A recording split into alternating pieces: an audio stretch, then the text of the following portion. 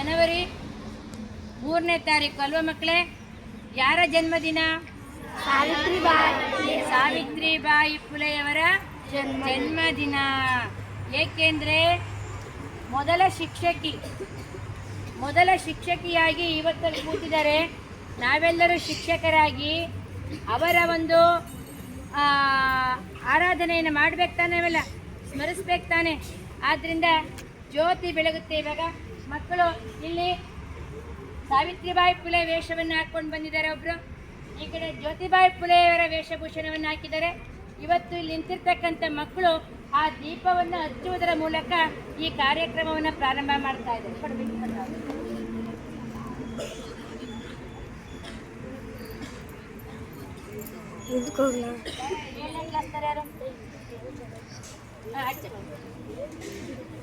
ಬರ್ರಿ ಟೀಚರ್ಸ್ ಎಲ್ಲ ಬರ್ರಿ,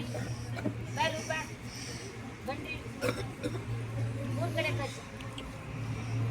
ಕಡೆ ಒಬ್ಬರು ಬರ್ರಿ. ಮಕ್ಕಳೇ ಕೈ ಇಟ್ಕೊಳ, ಮಕ್ಕಳ ಕೈಲೇ ತಲೆ ಆ ಕಡೆ ನೋಡ, ಮಕ್ಕಳು ಆ ಕಡೆ ನೋಡ. ಬರ್ಲಿ ಚಪ್ಪಾಳೆ ಒಂದು. ಹೇಳಿ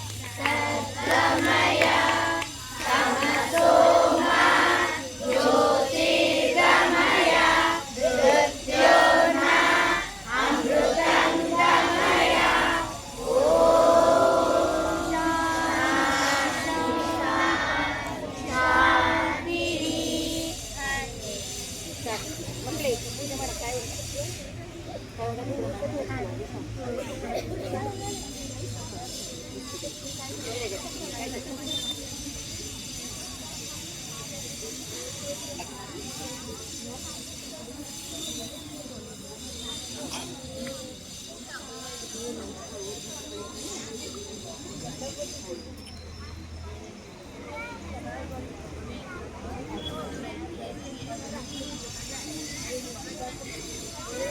ಅಲ್ಲಿ ಪೂಜೆ ಮಾಡಪ್ಪ, ಪೂಜೆ ಮಾಡಿ.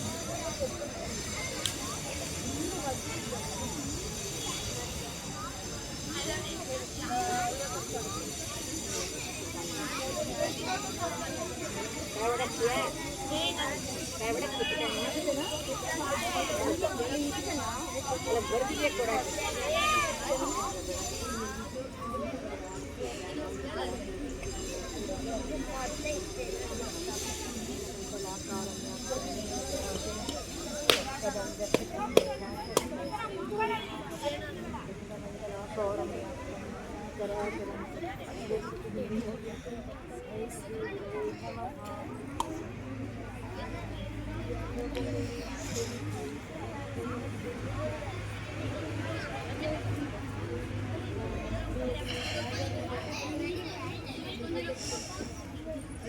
ಮಾತಾಡಬಾರ್ದು.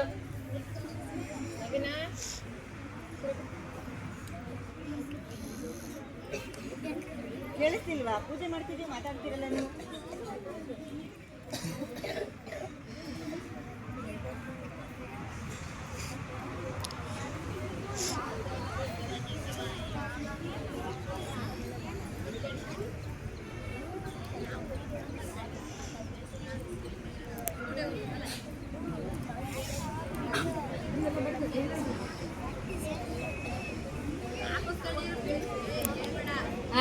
ಅಮ್ಮಿ ಇಲ್ಲಿ ಕಾರ್ಯಕ್ರಮ ಈ ಕಡೆ ಗಮನ ಹರಿಸಿ, ಮಾತಾಡಬಾರ್ದು. ಕಲ್ಪನಾ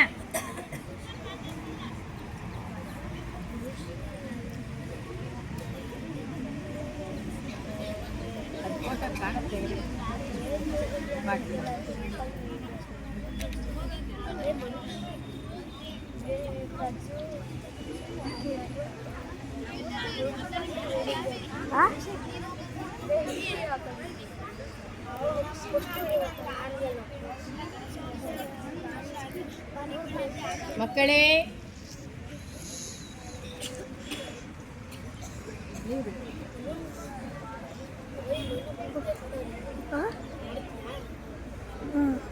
ಒಂದು ಬ್ಯಾಗ್ ಬಿಂದೆ ಮಾಡ್ತೀನಿ.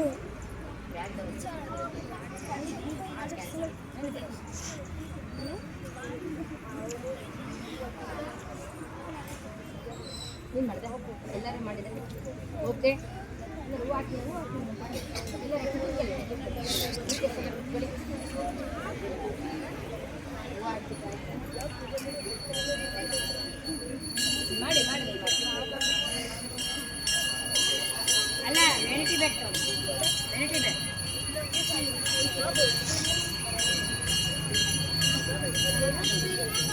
ಈ ದಿನ ಸಾವಿತ್ರಿಬಾಯಿ ಫುಲೆಯವರ ಮಕ್ಕಳೇ ಮಾತಾಡಬಾರ್ದು. ಈ ದಿನ ಸಾವಿತ್ರಿಬಾಯಿ ಫುಲೆಯವರ ಜನ್ಮ ದಿನಾಚರಣೆಯನ್ನು ನಮ್ಮ ಚಿಕ್ಕದಾಗಿ ಚೊಕ್ಕದಾಗಿ ಸರ್ಕಾರಿ ಹಿರಿಯ ಪ್ರಾಥಮಿಕ ಪಾಠಶಾಲೆ ಎಳೆಯೂರಿನಲ್ಲಿ ಹಮ್ಮಿಕೊಂಡಿದ್ದೀವಿ. ಈ ಒಂದು ಕಾರ್ಯಕ್ರಮಕ್ಕೆ ಪ್ರಾರ್ಥನೆಯನ್ನು ಹಾಡಲಿಕ್ಕೆ ಬರ್ತಾ ಇದ್ದಾಳೆ ವಿಂಧ್ಯ.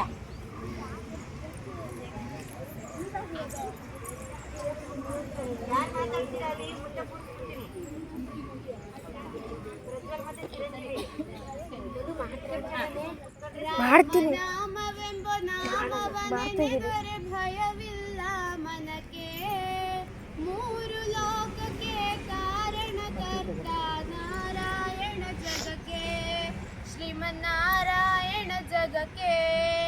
ಮತ್ಸ್ಯಾವತಾರವ ತಾಳಿದ ರಾಮ ವೇದವ ತರುವುದಕ್ಕೆ, ಬೆಟ್ಟವ ಬೆನ್ನಳು ಪೊತ್ತನು ರಾಮ ಕೂರ್ಮಾವತಾರಕ್ಕೆ. ರಾಮನಾಮವೆಂಬ ನಾಮವ ನೆನೆದರೆ ಭಯವಿಲ್ಲ ಮನಕ್ಕೆ, ಮೂರು ಲೋಕಕ್ಕೆ ಕಾರಣಕರ್ತ ನಾರಾಯಣ ಜಗಕ್ಕೆ, ಶ್ರೀಮನ್ನಾರಾಯಣ ಜಗಕ್ಕೆ. ಭೂಮಿಯ ಪೊತ್ತು ನೀರಳು ಮುಳುಗಿದವರ ಅವತಾರಕ್ಕೆ, ಕರುಳನು ಬಗೆದು ಮಾಲೆಯ ಧರಿಸಿದ ಪ್ರಹ್ಲಾದ ಸಲಹುದಕ್ಕೆ. ರಾಮನಾಮವೆಂಬ ನಾಮವ ನೆನೆದರೆ ಭಯವಿಲ್ಲ ಮನಕ್ಕೆ, ಮೂರು ಲೋಕಕ್ಕೆ ಕಾರಣಕರ್ತ ನಾರಾಯಣ ಜಗಕ್ಕೆ, ಶ್ರೀಮನ್ನಾರಾಯಣ ಜಗಕ್ಕೆ.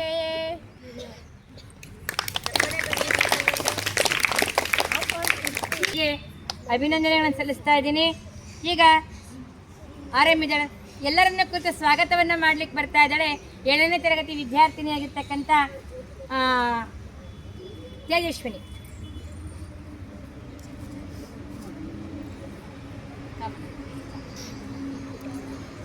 ಪ್ರಭಾರಿ ಮುಖ್ಯ ಶಿಕ್ಷಕರಾದಂಥ ಜಯಮಲತಾ ಮಿಸ್ಗೆ ಸ್ವಾಗತ ಸುಸ್ವಾಗತ. ಹೂ ಕೊಡಿ, ಬೇಕಾದ್ರೆ ಹೂ ಕೊಡಿ. ಬರೀ ಒಬ್ಬ ನೀನಲ್ಲ, ನೀನು ಮಾತಾಡ್ತೀನಿ. ಹೂ ಕೊಡು, ಎಲ್ಲರಿಗೂ ಒಂದು ಹೂ ಕೊಟ್ಕೊಂಡು ನೀನು ಮಾತಾಡ ಹೂ ಕೊಟ್ಕೊಳ್ಳಿ.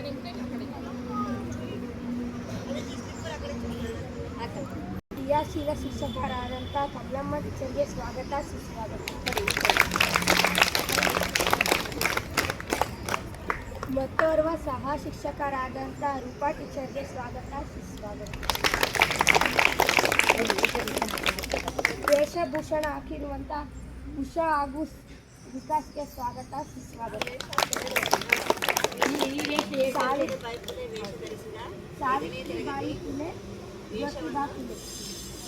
ಸಾವಿತ್ರಿಬಾಯಿ ಫುಲೆ ವೇಷವನ್ನು ಉಷಾ 5ನೇ ತರಗತಿಯವರು ಹಾಕಿದ್ದಾರೆ. ಅದೇ ರೀತಿ 4ನೇ ತರಗತಿ ವಿದ್ಯಾರ್ಥಿಯಾಗಿರ್ತಕ್ಕಂಥ ವಿಕಾಸ್ ಜ್ಯೋತಿಬಾ ಫುಲೆಯವರ ವೇಷಭೂಷಣವನ್ನು ಹಾಕಿದ್ದಾರೆ. ಅವರಿಬ್ಬರಿಗೂ ಸಹ ನಮ್ಮ ಕಡೆಯಿಂದ ಸ್ವಾಗತವನ್ನು ಕೋರ್ತಾ ಇದ್ದಾರೆ.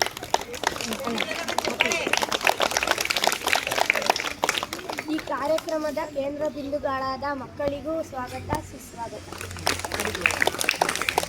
ಮತ್ತು ರುಚಿ ಶುಚಿಯಾದ ಅಡುಗೆ ಮಾಡುವ ಅಡುಗೆ ಸಿಬ್ಬಂದಿಯವರಿಗೆ ಸ್ವಾಗತ ಸುಸ್ವಾಗತ.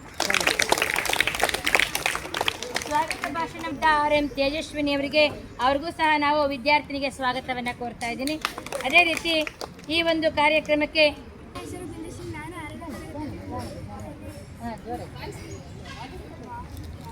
ನನ್ನ ಹೆಸರು ಬಿಂದುಶ್ರೀ, ನಾನು 6ನೇ ತರಗತಿಯಲ್ಲಿ ಓದುತ್ತಿದ್ದೇನೆ. ನಾನು ಹೇಳುತ್ತಿರುವುದು ಸಾವಿತ್ರಿಬಾಯಿ ಫುಲೆಯವರ ಹಾಡು. ಅಕ್ಷರದವ್ವ ಸಾವಿತ್ರಿಬಾಯಿ ಫುಲೆ ಕಥೆಯನ್ನು ಇಲ್ಲಿ ಕೇಳಿ, ಹೆಣ್ಣಿನ ಜನ್ಮವು ಹೆಮ್ಮೆ ಪಡುವಂತ ಸಾಧನೆ ಮಾಡ್ಯಾರಿ. ವೃದ್ಧ ಮಹಿಳೆಗೆ ನಗುವ ತಂದರು, ಬೆಂದ ಬಾಳಿಗೆ ಬೆಳಕು ಹಾದರು. ಅಕ್ಷರದವ್ವ ಸಾವಿತ್ರಿಬಾಯಿ ಫುಲೆ ಕಥೆಯನ್ನು ಇಲ್ಲಿ ಕೇಳಿ, ಹೆಣ್ಣಿನ ಜನ್ಮವು ಹೆಮ್ಮೆ ಪಡುವಂತ ಸಾಧನೆ ಮಾಡ್ಯಾರಿ. ಮಹಾರಾಷ್ಟ್ರದ ನೌಗಾವಿ ಎಂಬುದು ಸಾವಿತ್ರಿಬಾಯಿ ಫುಲೆಯ ಜನ್ಮಸ್ಥಳ. ಜನವರಿ ತಿಂಗಳ 3ನೇ ದಿನ ಅಕ್ಷರದವ್ವನ ಜನ್ಮದಿನ. ಕಾಂಡೋಜಿ ಪಾಟೀಲ ತಂದೆಯ ಹೆಸರು, ಲಕ್ಷ್ಮೀಬಾಯಿ ತಾಯಿಯ ಹೆಸರು. ಏತ್ರ ತೇಜದ ಮೂಲ ಕರೆದರು, ಸಾವಿತ್ರಿ ಎಂದು ಹೆಸರಿಟ್ಟು. ಭಕ್ತಿನೇ ಬಯಸಿದ ಜ್ಯೋತಿಬಾಯಿ ಫುಲೆ ಎಂದು ಜೊತೆ ಮದುವೆಯ ಮಾಡಿದರು. ಹಾಡೋ ವಯಸ್ಸಲ್ಲಿ ಎತ್ತೋನ ಬಿಟ್ಟು ಸಂಸಾರ ನೀಡಿದರು. ಮುನ್ನ ಮಹಿಮೆಯೇ ನಗುವ ತಂದರು. ಬೆಂದ ಬಾಳಿಗೆ ಬೆಳಕು ಆದರು.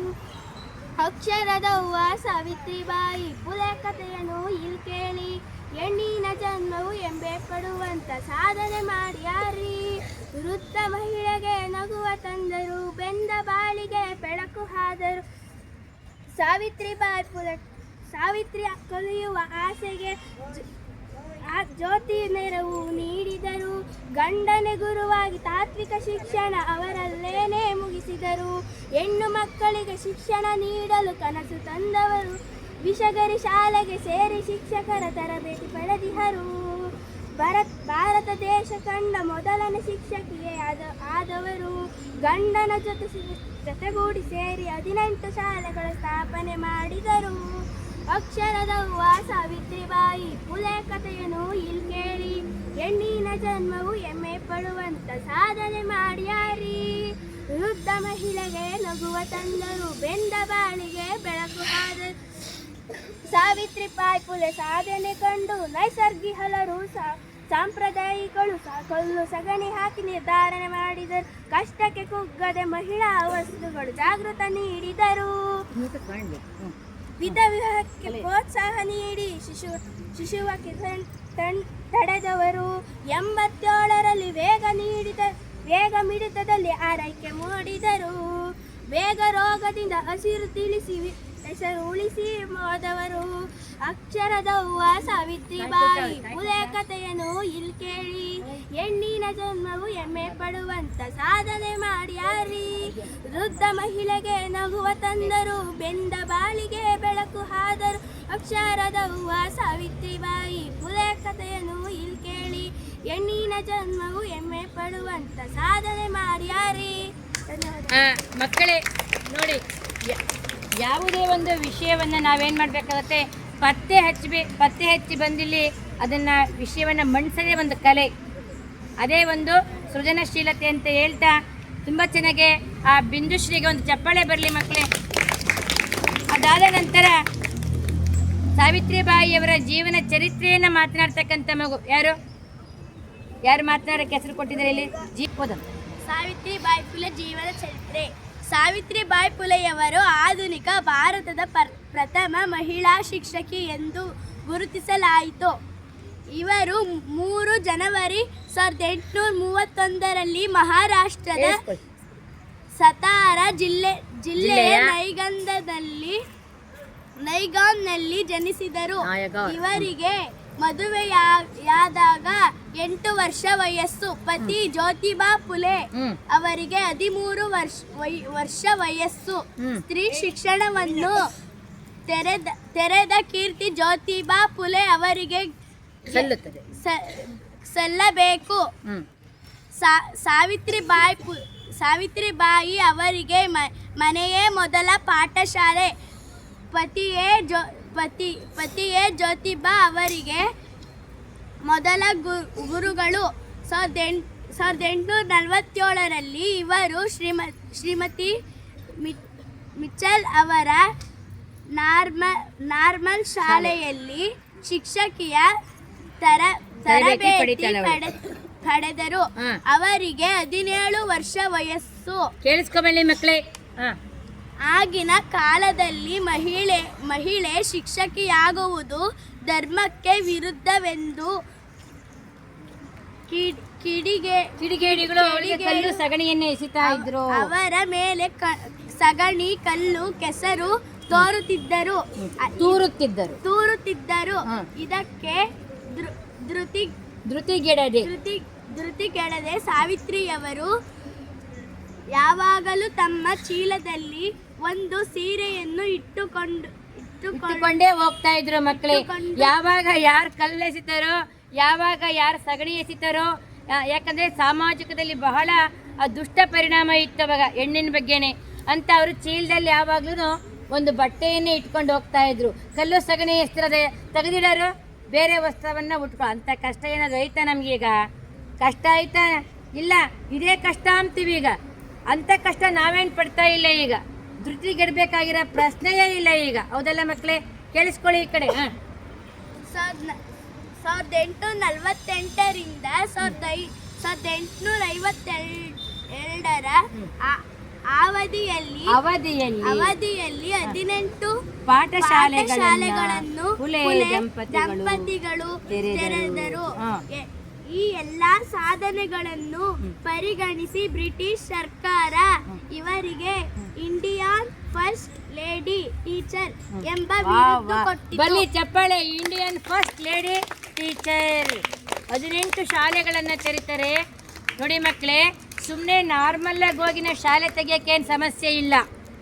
ಆದರೆ ದುಷ್ಟಶಕ್ತಿಗಳ ಮಧ್ಯೆ ನಾವು ಶಾಲೆ ತೆಗೆದು ಪಾಠ ಮಾಡೋದಿದೆಯಲ್ಲ, ಅಲ್ಲೋದ್ರೆ ಯಾರು ಬೈತಾರೋ, ಇಲ್ಲಿ ಬಂದು ಯಾರು ಬೈತಾರೋ, ಮನೆಯಿಂದಲೇ ಹೊರಗಡೆ ಹಾಕಿದ್ರು. ಕೇಳಿಸ್ಕೋಬೇಕು ಮಕ್ಕಳೇ ನೀವು. ಆ ಅತ್ತೆ ಮಾವುಗಳು ಎಗನೆಸ್ಟ್ ಮಾಡಿಕೊಂಡ್ಲು, ಬಂಧು ಬಳಗವನ್ನೇ ಎಗನೆಸ್ಟ್ ಮಾಡಿಕೊಂಡು ಹೋರಾಟದ ಮಧ್ಯೆ ಅವಳು 18 ಶಾಲೆಗಳನ್ನು ತೆರೆದಳಲ್ಲ. ಅವಳಿಗೆ ಭಾರತ ದೇಶದ ಮೊದಲ ಶಿಕ್ಷಕಿ ಅಂತಕ್ಕಂಥ ಬಿರುದು. ಬರಲಿ ಒಂದು ಚಪ್ಪಾಳೆ. ನೆಕ್ಸ್ಟ್, ಈಗ 7ನೇ ತರಗತಿ ವಿದ್ಯಾರ್ಥಿಯಾಗಿರ್ತಕ್ಕಂಥ ಮನೋಜ್ ಸಾವಿತ್ರಿಬಾಯಿ ಪುಲೆಯವರ ಸಾಧನೆ ಬಗ್ಗೆ ಮಾತನಾಡ್ತಾ ಇದ್ದಾನೆ. ಪರಿಚಯ ಮಾಡ್ಕೊಂಡು ಮನೋಜ್. ನನ್ನ ಹೆಸರು ಮನೋಜ್. ನಾನು 7ನೇ ತರಗತಿಯಲ್ಲಿ ಓದುತ್ತಿದ್ದೇನೆ. ನಾನು ಈ ದಿನ ಸಾವಿತ್ರಿಬಾಯಿ ಪುಲೆಯವರ ಸಾಧನೆಗಳನ್ನು ಹೇಳುತ್ತಿದ್ದೇನೆ. ಸಾವಿತ್ರಿಬಾಯಿ ಪುಲೆ ಭಾರತದ ಮೊದಲ ಮಹಿಳಾ ಶಿಕ್ಷಕಿ ಮತ್ತು ಆಧುನಿಕ ಶಿಕ್ಷಣದ ತಾಯಿ ಎಂದು ಕೇಳಿಸ್ಕೊಳ್ಳಿ. ಆಧುನಿಕ ಶಿಕ್ಷಣದ ತಾಯಿ ಯಾರು? ಸಾವಿತ್ರಿಬಾಯಿ ಪುಲೆ. 1848ರಲ್ಲಿ ಹೆಣ್ಣು ಮಕ್ಕಳಿಗಾಗಿ ಮೊದಲ ಶಾಲೆಯನ್ನು ತೆರೆದರು ಮತ್ತು ಜಾತಿ ಮತ್ತು ಲಿಂಗದ ಆಧಾರದ ಮೇಲೆ ನಡೆಯುವ ತಾರತಮ್ಯ, ಅಸ್ಪೃಶ್ಯತೆ ಮತ್ತು ಇತರ ಅನ್ಯಾಯಗಳ ವಿರುದ್ಧ ಧ್ವನಿ ಎತ್ತಿದರು. ಮಹಿಳಾ ಸೇವಾ ಮಂಡಲವನ್ನು 1950ರಲ್ಲಿ ಮಹಿಳೆಯರ ಹಕ್ಕುಗಳ ಬಗ್ಗೆ ಜಾಗೃತಿ ಮೂಡಿಸಿದರು. ಮಹಿಳಾ ಹಕ್ಕುಗಳ ಬಗ್ಗೆ ಜಾಗೃತಿ ಮೂಡಿಸ್ತಾರೆ. ಮಹಿಳಾ ಹಕ್ಕುಗಳ ಬಗ್ಗೆ ಜಾಗೃತಿ ಅಂದ್ರೇನು? ಎಚ್ಚರಗೊಳಿಸ್ತಕ್ಕಂಥದ್ದು. ನಮ್ಮ ಹೆಣ್ಣು ಮಕ್ಕಳು ಹಿಂದಿನ ಕಾಲದಲ್ಲಿ ಅಡುಗೆ ಮನೆಗೆ ಸೀಮಿತವಾಗಿದ್ವಿ ಅಲ್ವಾ? ನಾವಿವತ್ತೆಲ್ಲ ಬಂದು ನಿಂತ್ಕೊಂಡು ಮಾತನಾಡ್ತಿದ್ದೀವಿ. ನಮಗೆ ಸಮಾನತೆ ಇದೆ. ಆದ್ದರಿಂದ ಹೆಣ್ಣು ಮಕ್ಕಳನ್ನು ಎಚ್ಚರಗೊಳಿಸ್ತಕ್ಕಂಥವ್ರು ಆಗಿದ್ರು. ವಿಧವೆಯರು ಮರು ಮದುವೆಯಾಗುವ ಹಕ್ಕನ್ನು ಖಂಡಿತ. ವಿಧವೆಯರಿಗೆ ಮರು ಮದುವೆಯನ್ನು ಮಾಡಿಸ್ತಕ್ಕಂಥ ಕಾಲ ಆಗ. ಹಿಂದಿನ ಕಾಲದಲ್ಲಿ ಏನಾಗಿತ್ತು, ಒಬ್ಬ ಗಂಡ ತೀರೋಗಿರ್ತಾಳೆ, ಅವಳಿಗೆ ಆ ಗಂಡ ತೀರೋಗಿರ್ತಕ್ಕಂಥ ಮಹಿಳೆ ಮನೆಗೆ ಸುಮಾರು ಜನ ಹೋಗಿ ಬರ್ತಾ ಇರ್ತಾರೆ. ಮಕ್ಕಳೇ, ಅಂತಹ ಸ್ಥಿತಿಯನ್ನು ನೋಡಿ ಅವಳಿಗೆ ಮರು ಮದುವೆಯನ್ನು ಮಾಡಿಸ್ತಾರೆ. ಅರ್ಥ ಆಯ್ತಾ ಮಕ್ಕ? ಅವಳ ಮಗುವನ್ನು ಸಾಕು ಮಗುವಾಗಿ ತಗೊಳ್ತಾಳೆ, ಇವಳಿಗೆ ದತ್ತು ಮಗುವಾಗಿ ತೆಗೆದುಕೊಳ್ತಾಳೆ. ನಾವು ಆಮೇಲೆ ಕುಡಿಕೆ ಕೊಡ್ಬೇಡಿ. ಮತ್ತು ಬಾಲ್ಯ ವಿವಾಹವನ್ನು ವಿರೋಧಿಸಿದರು. 1873 ಬಾಲ್ಯ ವಿವಾಹವನ್ನು ವಿರೋಧಿಸ್ತಾರೆ. 1873ರಲ್ಲಿ ಸತ್ಯಶೋಧಕ ಸಮಾಜ ಸ್ಥಾಪಿಸಿ ಸಾಮಾಜಿಕ ಸಮಾನತೆ ಮತ್ತು ಅಂಚಿನಲ್ಲಿರುವ ಹಕ್ಕುಗಳಿಗಾಗಿ ಕೆಲಸ ಮಾಡಿದರು. ಜ್ಯೋತಿಬಾ ಫುಲೆಯವರ ಅಂತ್ಯಕ್ರಿಯೆಯಲ್ಲಿ ಚಿತಾಗಾರಕ್ಕೆ ಬೆಂಕಿ ಹಚ್ಚುವ ಮೂಲಕ ಸಂಪ್ರದಾಯಗಳನ್ನು ಧಿಕ್ಕರಿಸಿದರು. ಖಂಡಿತ ಮಾಡ್ಲಿಕ್ಕೆ ಸಾಧ್ಯ ಆಗುತ್ತೆ. ಜ್ಯೋತಿಬಾ ಫುಲೆಯವರ ಒಂದು ಫಿಲಮ್ ಇದೆ ಮಕ್ಕಳೇ, ದಯವಿಟ್ಟು ನೀವು ಯಾರಾದ್ರೂ ಜ್ಯೋತಿಬಾ ಫುಲೆಯವರ ಫಿಲಮನ್ನು ನೋಡಿ ಅದರಲ್ಲಿ ಎಂತೆಂಥ ಕಷ್ಟವನ್ನು ಅವಳು ಪಟ್ಲು, ಅವಳ ಸಾಧನೆ ಏನು, ಯಾಕೆ ಇವತ್ತು ಸುಮ್ಮನೆ ಒಂದು ವ್ಯಕ್ತಿಯ ಫೋಟೋವನ್ನು ಇಲ್ಲಿಟ್ಟು ಪೂಜೆ ಮಾಡೋಕ್ಕಾಗೋದಿಲ್ಲ. ಅದರಿಂದ ಶ್ರಮ ಇರುತ್ತೆ. ಹೌದಲ್ಲ ಮಕ್ಕಳೇ? ನೆಕ್ಸ್ಟ್, ನನ್ನ ಹೆಸರು ವಿನೋದ್ ಗೌಡ. ನಾನು 7ನೇ ತರಗತಿಯಲ್ಲಿ ಓದುತ್ತಿದ್ದೇನೆ. ಸಾವಿತ್ರಿಬಾಯಿಯವರು ಜನಿಸಿದ ದಿನಾಂಕ ಜನವರಿ 3, 1831 ದಿನಾಂಕದಲ್ಲಿ ಜನಿಸುತ್ತಾರೆ. ಜನಿಸಿದ ಊರು ಮಹಾರಾಷ್ಟ್ರದ ಸತಾರಾ ಜಿಲ್ಲೆಯಲ್ಲಿ ಹುಟ್ಟುತ್ತಾರೆ. ತಂದೆಯ ಹೆಸರು ಖಂಡೋಜಿ ನವಸೆ ಪಾಟೀಲ್. ತಾಯಿಯ ಹೆಸರು ಲಕ್ಷ್ಮೀಬಾಯಿ. ಗಂಡನ ಹೆಸರು ಜ್ಯೋತಿಬಾ ಫುಲೆ. ಸಾಧನೆ: ಹೆಣ್ಣು ಮಕ್ಕಳಿಗೆ ಶಿಕ್ಷಣ ತರಬೇತಿ ನೀಡಿದರು. ಖಂಡಿತ. ಹೆಣ್ಣು ಮಕ್ಕಳಿಗೆ ಅವಳ ಸಾವಿತ್ರಿಬಾಯಿ ಫುಲೆಯವರ ಉದ್ದೇಶ ಏನಾಗಿತ್ತಂದ್ರೆ ಹೆಣ್ಣು ಮಕ್ಕಳನ್ನ ಮೇಲಕ್ಕೆ ತರ್ತಕ್ಕಂಥದ್ದು. ಅವರ ಜೀವನ ಸುಗಮವಾಗಿರಬೇಕು, ಅವರ ಏನು ಕಷ್ಟ ಇರಬಾರ್ದು, ಶಿಕ್ಷಣ ಪಡೆದ್ರೆ ಅವರು ಮುಂದೆ ಅಭಿವೃದ್ಧಿ ಆಗ್ತಾರೆ ಅಂತಕ್ಕಂಥ ವಿಷಯವನ್ನು ವಿನೋದ್ ಗೌಡಗೆ ಒಂದು ಚಪ್ಪಾಳೆ ಬರಲಿ ಮಕ್ಕಳೇ. 7ನೇ ತರಗತಿಯಲ್ಲಿ ಓದುತ್ತಿದ್ದೇನೆ. ಸಾವಿತ್ರಿಬಾಯಿ ಫುಲೆ ಮಹಾನ್ ಸಮಾಜ ಸುಧಾರಕಿ ಆಗಿದ್ದರು. ಅವರು ಭಾರತದ ಮೊದಲ ಮಹಿಳಾ ಶಿಕ್ಷಕಿ. ಅವರು ಹೆಣ್ಣು ಮಕ್ಕಳ ಶಿಕ್ಷಣಕ್ಕಾಗಿ ಶ್ರಮಿಸಿದರು. ಬಡ ಮಕ್ಕಳಿಗೆ ಮತ್ತು ಹುಡುಗಿಯರಿಗೆ ಶಾಲೆಯನ್ನು ಆರಂಭಿಸಿದರು. ಸಮಾಜದಲ್ಲಿನ ಅನ್ಯಾಯಗಳ ವಿರುದ್ಧ ಹೋರಾಡಿದರು. ಮಹಿಳೆಯರು ಧೈರ್ಯವಾಗಿರಲು ಮತ್ತು ವಿದ್ಯಾವಂತರಾಗಿರಲು ಪ್ರೇರೇಪಿಸಿದರು. ಸಾವಿತ್ರಿಬಾಯಿ ಫುಲೆ ನಮ್ಮೆಲ್ಲರಿಗೂ ಪ್ರೇರಣೆಯಾಗಿದ್ದಾರೆ. ಖಂಡಿತ. ಸಾವಿತ್ರಿಬಾಯಿ ಫುಲೆ ಒಟ್ಟಾರೆ ಹೇಳ್ಬೇಕಂದ್ರೆ ಹೆಣ್ಣು ಮಕ್ಕಳಿಗೆ ಪ್ರೇರಣೆಯಾಗಿದ್ದಾರೆ. ಪ್ರೇರಣೆ ಅಂದ್ರೇನು? ಪ್ರೋತ್ಸಾಹ ಕೊಡ್ತಕ್ಕಂಥವರು, ರೂವಾರಿಗಳು, ಮಾರ್ಗದರ್ಶನ ಕೊಟ್ಟಿರ್ತಕ್ಕಂಥವರು, ಬೆಳಕಾಗಿರ್ತಕ್ಕಂಥವರು ಅಂತ ಹೇಳ್ಬೋದು. ಪ್ರಿಯಾಂಕಾ, ಚಪ್ಪಾಳೆ ಬರಲಿ ಪ್ರಿಯಾಂಕನಿಗೊಂದು. ಶುಭ, ಏನು ಮಾಡ್ತೀಗ? ಯಾವುದು ಹಾಡು? ಓಕೆ, ಖಂಡಿತ ಇಂಗ್ಲೀಷ್ ಡೈಲಾಗ್ ಹೇಳಿ. ಹಾಂ, ಆಯ್ತು. ಹಾಂ, ನೆನೆಯೋಣ ನಾವು ಸಾವಿತ್ರಿಬಾಯಿ ಮಾತೆ ಚರಿತೆಯನ. ಅಮ್ಮ ಎಂಬ ಪುಲೆಯ ಮುಗಿಲ ಹಗಲ ಪ್ರೀತಿಯನ್ನು ಕೈ ಹಿಡಿದು ಕರೆತರದೆ ಮಾತೆಯ ಅಪಮಾನ ಅನುಭವಿಸಿ ಅಕ್ಷರ ನೀಡಿದ ಆದಿಶಕ್ತಿಯೇ ನೆನೆಯೋಣ ನಾವು. ಸಾವಿತ್ರಿಬಾಯಿ ನೆನೆಯೋಣ ನಾವು. ಅಮ್ಮ ಎಂಬ ಪುಲೆಯ ಮುಗಿಲ ಹಗಲ ಪ್ರೀತಿಯನ್ನು ಬಿಟ್ಟು ಅಕ್ಷರವಾಗಿ ಹಿಡಿದು ಕಾಂತಿಯ ಹೂವಿನ ಹಾರವ ಕಟ್ಟಲು ಕಣ್ಣೀರ ಹಾಕಿದಳು. ಕನಸು ವರದ ಅರಿವಿನ ಕನಸು ವಾರದ ಹೊತ್ತಿ ಬಿಸಿಲ ನೆರಳ ತಳೆದು ಸೊಬಗ ದೀಪ ಬೆತ್ತಿ ನಡೆದ ಶಕ್ತಿ ಶೋಧಕಿಯ.